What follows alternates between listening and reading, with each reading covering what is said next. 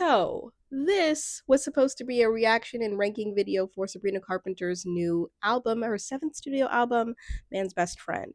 However, despite liking the album, I liked the album. My reaction was a little bit boring. It was a little bit boring.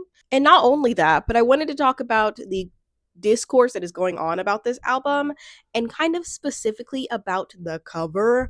Now that the album is out, we can properly judge the music in relation to the imagery that has been shared with us, and that a lot of people are triggered over, to talk about whether or not it may be rightful or not rightful, and Sabrina's response and everything that comes with that. Plus, I am going to talk about the songs that I liked and the themes that I liked about this album overall. So sorry in advance for my neighbors. Oh my god, they couldn't care if I live or died. Anytime I want to do anything, they make sure to do everything.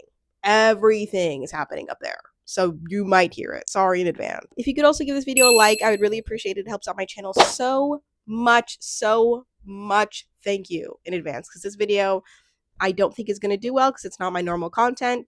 What is my normal content? My name is Rusenica. I talk about anything casual or monumental in relation to pop culture. That'd be typically TV shows like Love is Blind, but sometimes it's like pop culture events, like the one that is happening with Jillian Michaels. I talked about that.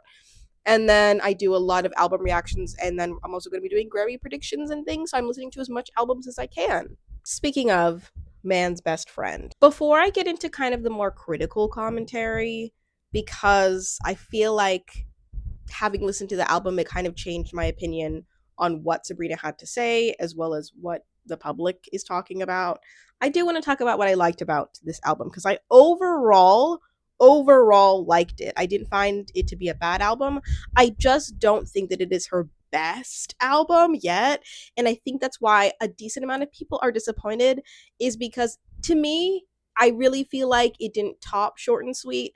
And for the general public to give raving reviews, I feel like you always have to top yourself. And I feel like it didn't, but I still liked it. And I feel like artists should be allowed the freedom to come out with work that is not necessarily their best every single time, right? What I like about this album is that I feel like it married the honesty of the Emails I Can't Send album, which is my favorite album of hers. Some people don't like her ballads. I really like her ballads. I feel like it married the honesty of Emails I Can't Send, and then also still had the tongue-in-cheek of Short and Sweet.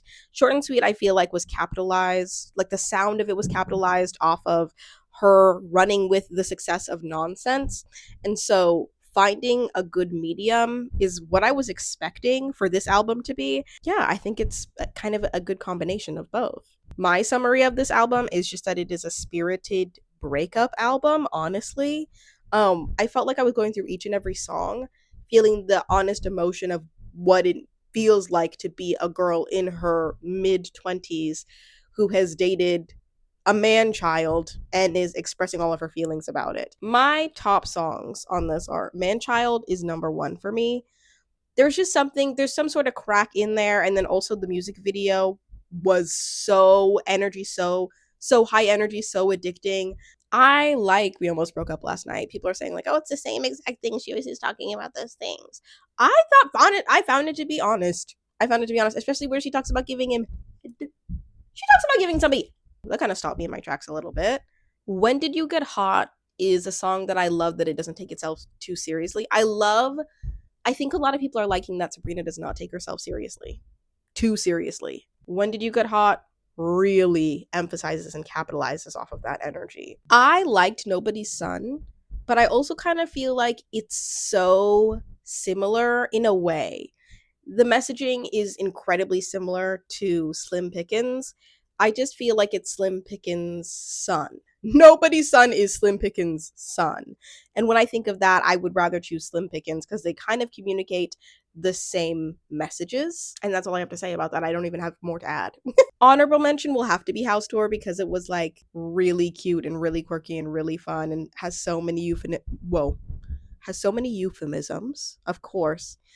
But would I personally listen to it? No, but I can recognize how great I find it to be, as opposed to like, if I would listen to it a million times, that's how great it is. No. Overall, and I'm skipping the other one just because those are the things that stood out to me, and I really only talk about the standouts of media on my channel. And overall, it's a good album. But I want to go into the controversy. When the whole controversy came out of Sabrina releasing her album, shoot, I can't wait for the bugs to die. Oh my God. Oh my God. When the whole controversy of Sabrina's album cover came out, I, upon seeing it, I was immediately like, ew, ew. I felt a little bit gross about the image, but I wasn't outraged at all because I was kind of like, ew, I'm kind of rubbed the wrong way, but like, ah, we continue. But I did appreciate the discourse that followed, although I kind of felt like it was a little premature because we didn't get the music to judge it off of to know if the outrage was validated. I feel like you can only really say the album cover is mismatched or out of place or inappropriate if you have listened to the music. Now, having listened to the music, I don't see the connection with what is being portrayed in the image versus what I listened to.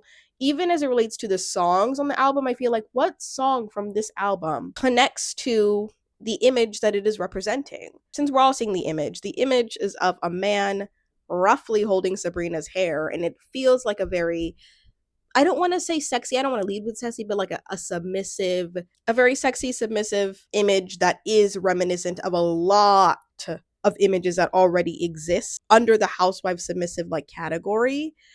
So when I saw that, I immediately thought of that. But when I listened to the music, I immediately thought like, why is that? Why does it look like that? She had alternative album covers, which I feel like would have been so much more appropriate. It's not just submissiveness; it is like domestic violence. It's like it is like not. It isn't just like hot and rough and it's like uncomfortable and unsettling a little. She came out and spoke, of course, about her feelings on this, which is that people need to go outside more. Y'all need to go outside, basically, is what she told us. I mean, I really was gonna add more, but that's kind of what she said. Is like, y'all need to go outside more. I showed it to, my loved ones. I showed it to my team. Nobody batted an eye. And to that, I kind of feel like, did nobody around her have the critical thought to put together the fact that this is like a insinuating like kind of a violent image like that? If you show that to if you literally go outside and ask a stranger about this image and you say, hey, what does this convey to you, I'm sure that they are going to speak about the fact that it's violent, it's reminiscent of very housewife submissive things. So the fact that like nobody was like, this, how does that tie, and I even struggled beforehand. Honestly, I was team Sabrina. I was kind of like, let her do what she wants to do, even though the image makes me a little bit uncomfortable. I don't feel like we need to be getting all up in arms. But having listened to the album, I'm like, what the heck? Like, what the heck is that response and what the heck is this? I feel like it just required more social commentary in the album if you were actually going to put that image in. And it lacked it, so that's why I feel like it's mismatched. Like I mentioned, overall, I did like the album.